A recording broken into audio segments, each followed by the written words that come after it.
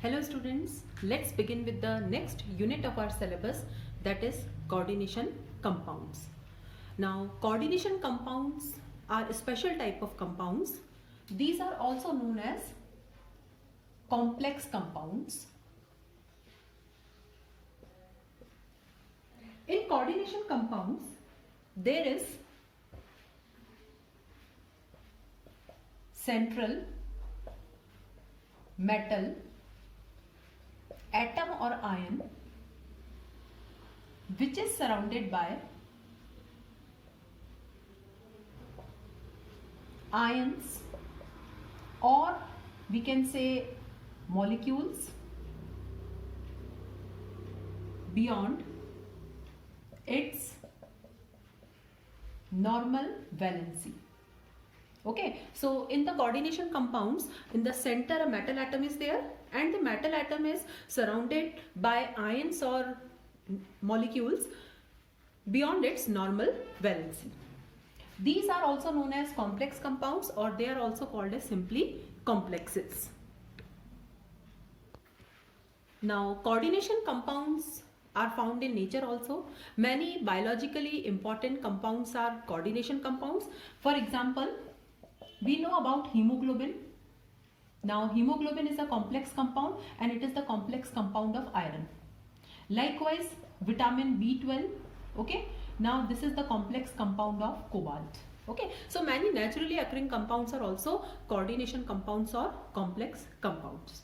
So in this chapter we are going to discuss about these compounds, okay, how to name these compounds, okay, how to explain bonding in these compounds, what is the importance of these compounds, how these compounds are prepared. If I want to prepare any complex compound, how I can prepare it. So we have to discuss about these coordination compounds. Now these coordination compounds are the complex or the molecular compounds which are formed from the combination of two or more stable compounds. Okay, so coordination compounds are obtained by mixing two stable compounds, and they retain their identity in solid as well as the solution. For example, suppose if I mix nickel chloride and ammonia. Okay, so now these two are individual compounds, these two are stable compounds. What will happen? We will get this complex compound. Okay, now this bracket is the indication of complex compound. Complex compounds are generally have this bracket in their formula. Okay, this is a way to write a complex compound. So when these two stable compounds are mixed, a complex compound is formed. Now what is the meaning of this? That retain their identity in solid as well as in solution. Suppose this is my complex compound. Okay, now whatever is there in the bracket, inside the square bracket, it will retain its identity. Suppose if you dissolve this in water, so what will happen? This bracket will never open. Okay, so the complex compound retains its identity in the solid state also and in the solution also. Okay, the whatever thing or whatever ion is there inside the bracket, that will not come out. So this is the special feature of coordination or complex compound. Now there is difference between coordination compound and double salt. Double salts are also formed by combination of two or more stable compounds, and the coordination compounds are also formed by combination of two or more stable compounds. Then what is the difference between coordination compound and double salt? Okay, now double salts are formed by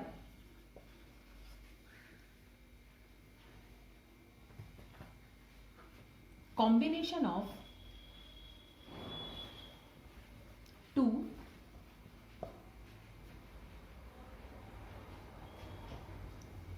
saturated compounds, but they retain their identity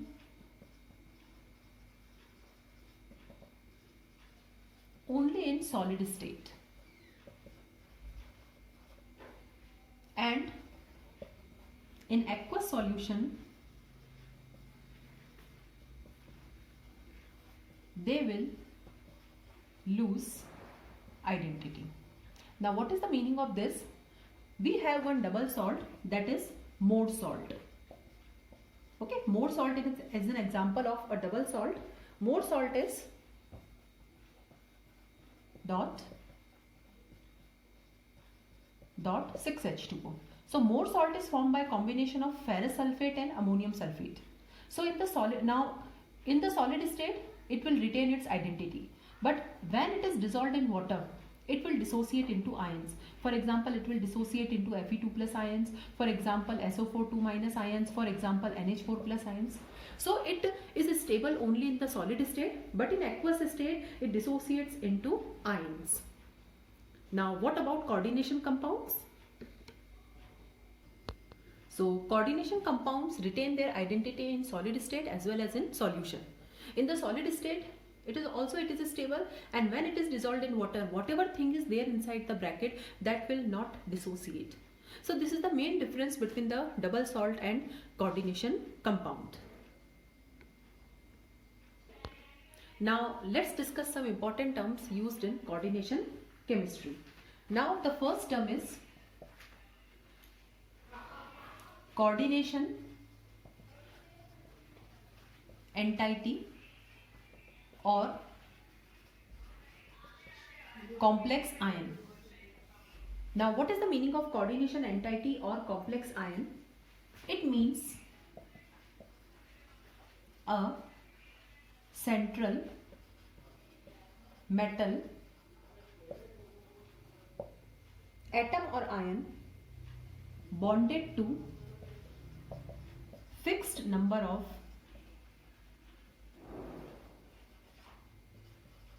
neutral molecules or ions. Okay, so in the center a metal is there, and this metal is surrounded by large number of neutral molecules or ions. Means whatever is there inside the bracket, okay, whatever we are writing inside the bracket, that constitutes the coordination entity or complex ion. It is also known as coordination sphere. Okay, now the part which is written inside the bracket is the complex ion. Okay, suppose if I am writing like this. Okay, so this is my complex ion. Now whatever thing is there outside the bracket, suppose outside if I am writing SO4, so this is known as counter ion. So whatever we are writing outside the bracket is counter ion. Suppose I am having this. So this is the counter ion and this is the complex ion. Okay, and counter ion and complex ion both form complex compound. Okay, now the part which is inside the bracket is non-ionizable, means it will not dissociate into ions, but the counter ions will dissociate. Okay, so this part is, we can say, non-ionizable and this part is ionizable. Okay, so this is the first term that we use in coordination chemistry, that is the complex ion. Now the complex ion is of three types, that is cationic complex, anionic complex and neutral complex. Depending upon the charge on complex ion, suppose if the complex has a positive charge, okay, now this will be cationic complex. Now suppose if the complex has negative charge, this is anionic complex, and there are complexes which have zero charge, that is neutral complexes. Now complex is cationic, means the complex has positive charge, so definitely counter ion is at the back. Complex is anionic, means the complex has negative charge, so definitely counter ion is in front, and neutral means there is no counter ion. So there are three types of complexes. Now the next definition is central metal atom or ion. Now it is the atom or ion to which fixed number of neutral molecules or ions are bonded. Okay, by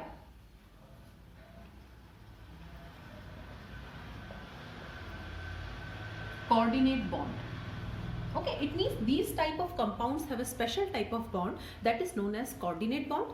And this coordinate bond, and because of this coordinate bond, these compounds are known as coordination compounds. The central atom acts as Lewis acid.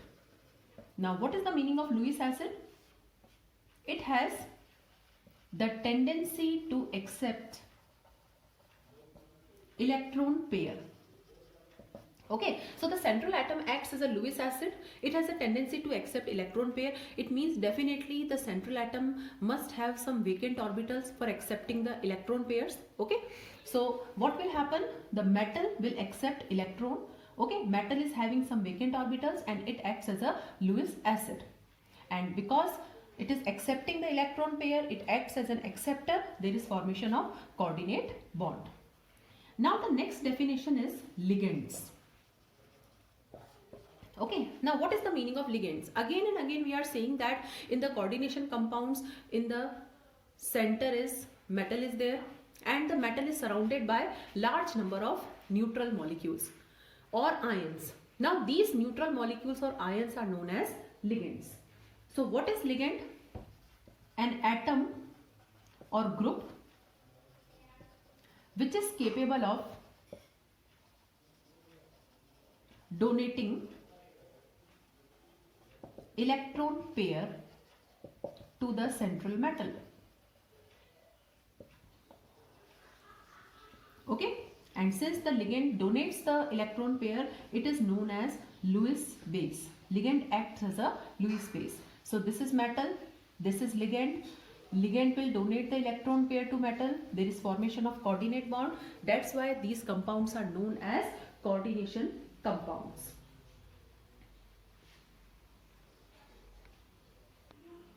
Now we'll discuss the types of ligands.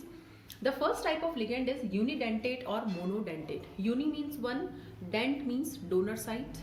Mono means one, dent means donor site. The ligands which can coordinate to central atom through one donor atom, only one donor atom is there, they are known as unidentate ligands. For example, NH3, now the donor atom is nitrogen. Water, the donor atom is oxygen. Cl minus, your donor atom is chlorine. So there is one donor atom and such ligands are known as unidentate ligands. The second is bidentate or didentate ligands. Now what is the meaning of bidentate or didentate ligands? Which can coordinate to central atom through two donor atoms. Okay, now two donor atoms are there. So such ligands are known as bidentate ligands.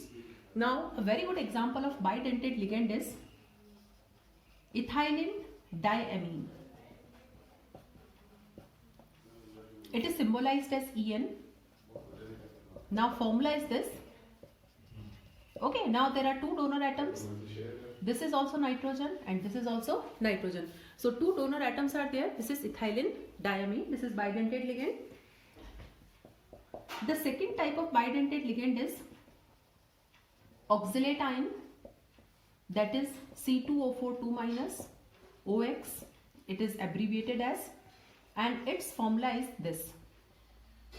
Okay, COO minus and CO minus. Now there are two donor atoms, this oxygen and this oxygen. Okay, so these are bidentate ligands. Now the last is polydentate ligands. That is, the ligands have more than two donor atoms, and in this category we have only one example, that is hexadentate ligand. Now hexadentate ligand is EDTA. Now what is the full form of EDTA? Ethylene diamine tetraacetate. Now this is the formula. Now you can see there are two nitrogen atoms which are donor. There are four oxygen atoms. So total there are 6 donor atoms. So this is all about ligands. The next is chelation and denticity. Now what is the meaning of chelation? First we are going to discuss this. When a di or polydentate ligand uses its two or more donor atoms to bind to the central metal atom, forming a ring-like structure. It is called chelation. Now chelet means claw and the complex is called chelet. Okay, suppose I am having this complex. Now in the center copper is there. Now two ethylene diamine molecules are there like this. Okay, now this is first ethylene diamine and this is second ethylene diamine. Now you can see a ring-like structure is formed here and a ring-like structure is formed here. This phenomenon is known as chelation. Such ligands are known as chelating ligands and such complexes are called as chelet complexes. Now there is an observation that chelating ligands form stable complexes. Okay, so those complexes which have chelating ligands, they form such complexes are stable as compared to other complexes having monodentate ligands. Okay, so chelet complexes are more stable than ordinary complexes having monodentate ligands, and this effect is known as chelet effect. Okay, so this was all about chelation. Now next is denticity. Now what is the meaning of denticity? Denticity means number of ligating groups. Okay, what is the meaning of denticity? Number of donor atoms. Suppose if the ligand has one donor atom, the denticity is 1. The ligand has 2 donor atoms, the denticity is 2, and so on. Now what are ambident ligands? The ligands which can coordinate with the central atom through more than one donor site. Now what is the meaning of this? The first ambident ligand is NO2. Okay. Now the ligand can coordinate with nitrogen also. So if it is coordinating with nitrogen, it is known as nitrito-N. It is also possible that the ligand can coordinate through oxygen. Then it is called as nitrito-O. The second type of ambident ligand is CN. If the donor atom is carbon, it is called cyano. And if the donor atom is nitrogen, it is called isocyano. Okay, yeah, or we can write it is cyanide or isocyanate. The third is SCN. If the donor atom is sulfur, it is called as thiocyanate. And if the donor atom is nitrogen, it is called isothiocyanate. Okay, now one important thing that should be noted here is these are the monodentate ligands only. It's not possible that both the donor atoms will donate at the same time. So here you can see that either nitrogen is donating or oxygen is donating. So ambident ligands are basically a type of monodentate ligands which have 2 donor atoms but donating one at a time. Now the next definition is coordination number. Coordination number means the number of ligands which are attached to the central metal atom or ion. Now here, since the 2 ligands are there, so coordination number is 2. Here the coordination number is 6. Now here we can see En are there. What is the number of En? 3. But since En is bidentate, so total number of ligands will be, or we can say that total number of coordinate bonds will be 6. So basically coordination number means number of ligands, or we can say coordination number means how many coordinate bonds are formed. Now the next is coordination polyhedron. Now what is the meaning of coordination polyhedron? In a coordination compound, the central metal is surrounded by number of ligands. Now these ligands are arranged in a particular geometry or a particular arrangement, and that arrangement is known as polyhedron. For example, we can have 4 ligands in tetrahedral, we can have 4 ligands in square planar, and now these are 6 ligands. Now 6 ligands are there in octahedral shape. So these are the 3 most common arrangements of ligands which are bonded to the central atom. Now the next definition is homoleptic and heteroleptic complexes. Okay, now what are homoleptic complexes? First we are going to discuss this. Okay, homoleptic complexes are those having only one type of ligand.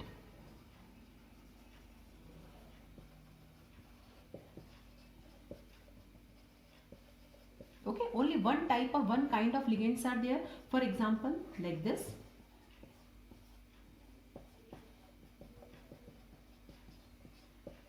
Okay, and the second is heteroleptic complexes. These are the complexes with more than one kind of ligands. So 2 or 3 types of ligands are there. Okay, sometimes it is quite possible that 6 ligands are there and all the 6 ligands are of different types. So suppose this is the structure. Okay, now you can see one ligand is chloride and the second ligand is ammonia. So these are the 2 types of complexes, homoleptic and heteroleptic.